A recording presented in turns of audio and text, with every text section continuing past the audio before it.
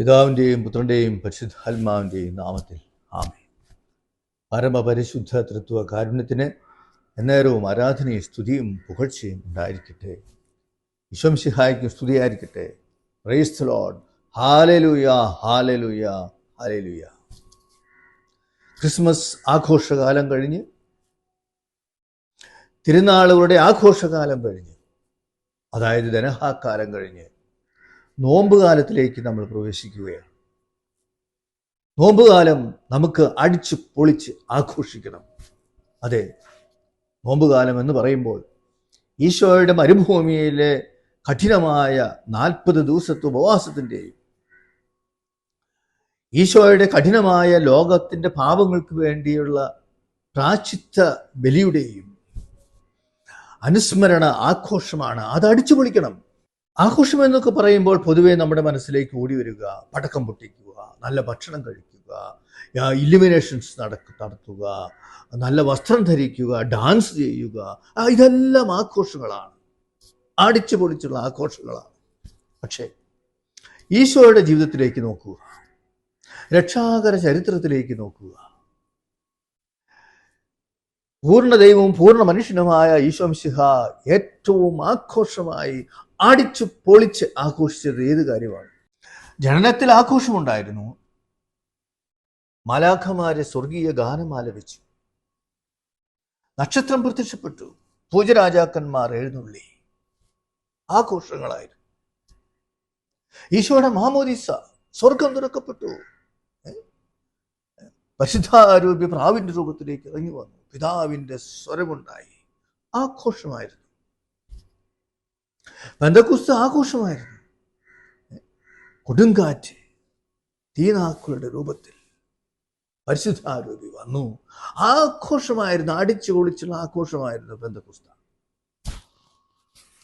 ഇനി വാനമേഘങ്ങളിൽ കുരിശടയാളത്തോടുകൂടി ഈശോ പ്രത്യക്ഷപ്പെടുന്ന വലിയ ആഘോഷം അത് വരാനിരിക്കുന്നതാണ്. വിശ്വസിക്കണം.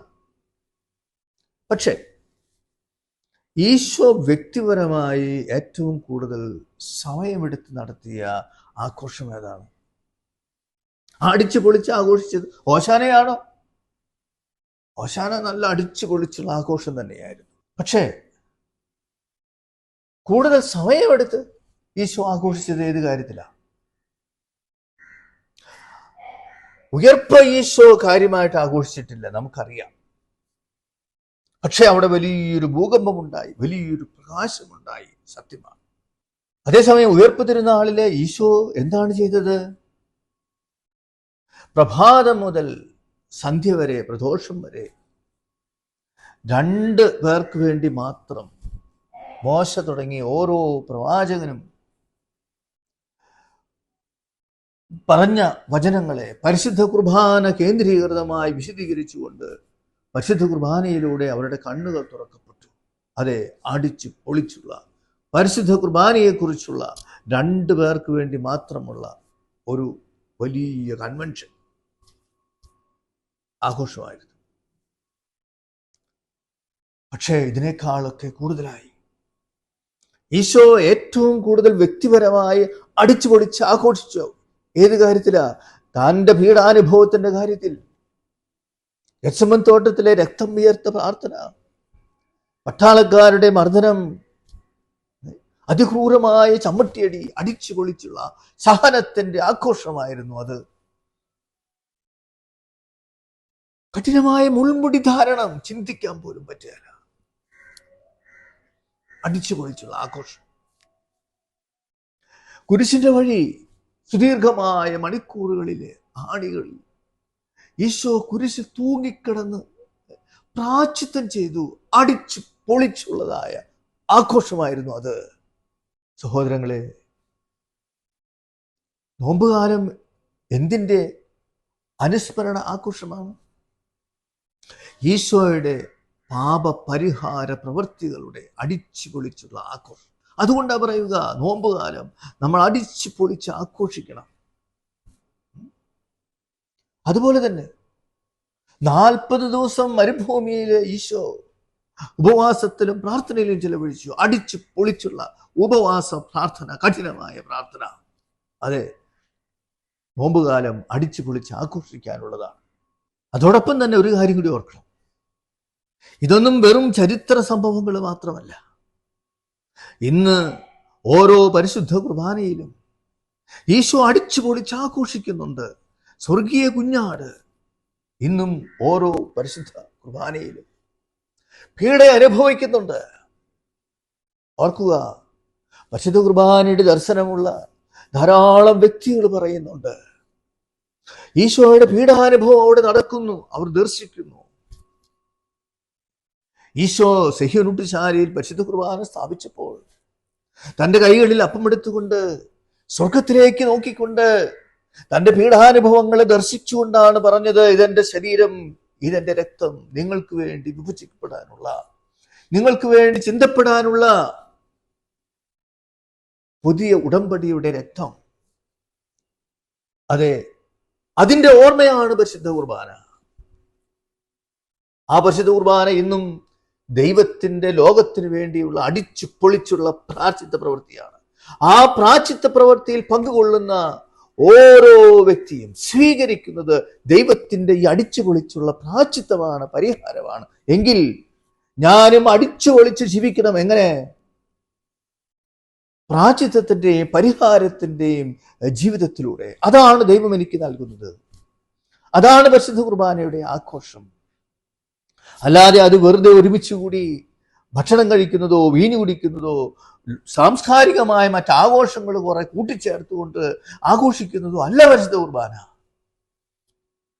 എങ്കിൽ നോമ്പുകാലം നമ്മൾ അടിച്ചു പൊളിച്ച് ആഘോഷിക്കണം. ഈ അടിച്ചു പൊളിച്ച ആഘോഷത്തിലൂടെ എന്തൊക്കെയാണ് സംഭവിക്കുന്നത്? നമ്മുടെ പാപങ്ങൾക്ക് നമ്മൾ പരിഹാരം ചെയ്യുന്നു. അങ്ങനെ ആന്തരിക സൗഖ്യത്തിലേക്ക് പ്രവേശിക്കുന്നു. ഓർക്കുക, ഇന്ന് ആന്തരിക സൗഖ്യത്തിന് വേണ്ടി എത്രയോ ധ്യാനങ്ങൾ നമ്മൾ കൂടി. ആന്തരിക സൗഖ്യത്തിനായി ദൈവത്തിന്റെ പ്രായശ്ചിത്ത ബലിയിൽ പങ്കെടുത്തുകൊണ്ട് വ്യക്തിപരമായ പ്രായശ്ചിത്തം അനുഷ്ഠിക്കുക. സ്വാതന്ത്ര്യത്തിലേക്ക് വരും. പാപത്തിന്റെ ബന്ധനങ്ങളിൽ നിന്ന് നമ്മൾ മോചിതരാകാൻ ദൈവം പ്രായശ്ചിത്ത പ്രവൃത്തി ചെയ്തെങ്കിൽ, എന്റെയും പാപത്തിന്റെ കറകളിൽ നിന്ന് മോചനം കിട്ടുവാൻ, പാപത്തിന്റെ ബന്ധനങ്ങളിൽ നിന്ന് മോചനം കിട്ടുവാൻ, ആന്തരിക സൗഖ്യം കിട്ടുവാൻ പ്രായശ്ചിത്ത പ്രവൃത്തിയിലേക്ക് വരണം. ആധുനിക ആധ്യാത്മികതയിൽ നമ്മൾ മനസ്സിലാക്കണം, ഈ പ്രായശ്ചിത്തത്തിന്റെ വീണ്ടും കണ്ടെത്തലിലേക്ക് നമ്മൾ പ്രവേശിച്ചുകൊണ്ടിരിക്കുകയാണ്. ഒരു കാലഘട്ടത്തില് മനുഷ്യൻ പാപിയല്ലെന്നും അതുകൊണ്ട് പ്രായശ്ചിത്തം വേണ്ടെന്നും പഠിപ്പിച്ചു പോയി. മനുഷ്യൻ വിശുദ്ധനായതുകൊണ്ട് പ്രായശ്ചിത്തം ചെയ്യേണ്ട കാര്യമില്ലല്ലോ. പാപബോധം നഷ്ടപ്പെടുമ്പോൾ പ്രായശ്ചിത്തം അപ്രത്യക്ഷമാകും. പരിശുദ്ധ കുർബാന പാപമോചന ബലിയാണെന്ന് വിസ്മരിച്ചു പോകും. അല്ല, പരിശുദ്ധ കുർബാന പാപപരിഹാര ബലിയാകുന്നു. അതാണ് ആന്തരിക സൗഖ്യത്തിലേക്കുള്ള ഒന്നാമത്തെ വഴിയെന്ന് ഞാൻ പറയും. അപ്പോൾ നോമ്പുകാലം അടിച്ചു പൊളിച്ച് ആഘോഷിക്കുമ്പോൾ ഞാൻ ആന്തരിക സൗഖ്യത്തിലേക്ക് പ്രവേശിക്കുന്നു. എൻ്റെ കുടുംബം പ്രവേശിക്കുന്നു. എൻ്റെ കുടുംബത്തിൽ ദൈവാനുഗ്രഹം ഉണ്ടാകുന്നു. കുടുംബത്തിൽ വിശുദ്ധീകരണം നടക്കുന്നു. എൻ്റെ ഇടവകയിൽ വിശുദ്ധീകരണം ഉണ്ടാകുന്നു. തിരുസഭയിൽ ഒരുപാട് പ്രശ്നങ്ങളുണ്ട്. അൽമായർക്കും വൈദികർക്കും സന്യസ്തർക്കും മെത്രാന്മാർക്കും ഒക്കെ തെറ്റുപറ്റുന്നുണ്ട്. അതെ, എല്ലാവരുടെയും പാപങ്ങൾക്ക് പരിഹാരമായി അടിച്ചു പൊളിച്ച് ആഘോഷിക്കണം നോമ്പുകാലം. എന്തിനാ? തിരുസഭയുടെ പാപങ്ങൾക്ക് പരിഹാരം ചെയ്തുകൊണ്ട്.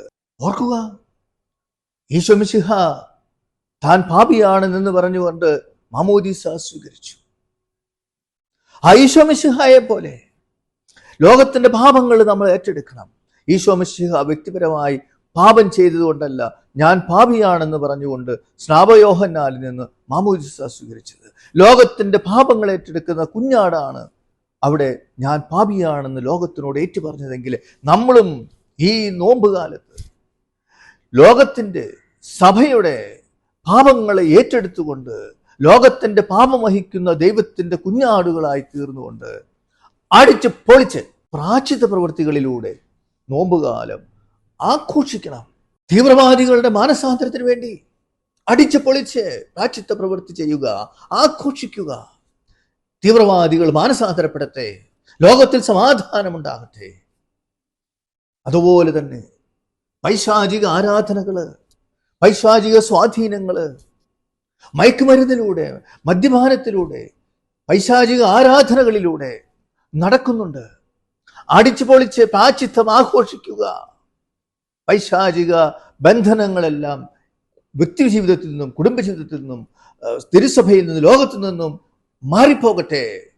അതെ, ലോകത്തെ രക്ഷിച്ചത് ദൈവം അടിച്ചു പൊളിച്ച് പ്രായശ്ചിത്ത പ്രവൃത്തി ചെയ്തുകൊണ്ടാണ്. നോമ്പുകാലം അതാണ്.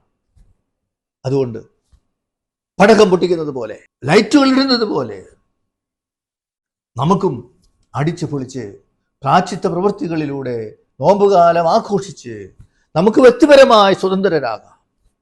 സഭയെ രക്ഷിക്കാം, ലോകത്തെ രക്ഷിക്കാം, തീവ്രവാദികളെ രക്ഷിക്കാം, പൈശാചിക ആരാധനകൾ നടത്തുന്നവരെ നമുക്ക് രക്ഷിക്കാം. നോമ്പുകാലം അടിച്ചു പൊളിച്ച് ആഘോഷിക്കാൻ നമുക്ക് സാധിക്കട്ടെ. പരമപരിശുദ്ധ തൃത്വ കാരുണ്യത്തിന് എന്നേരവും ആരാധനയും സ്തുതിയും പുകഴ്ചയും ഉണ്ടായിരിക്കട്ടെ.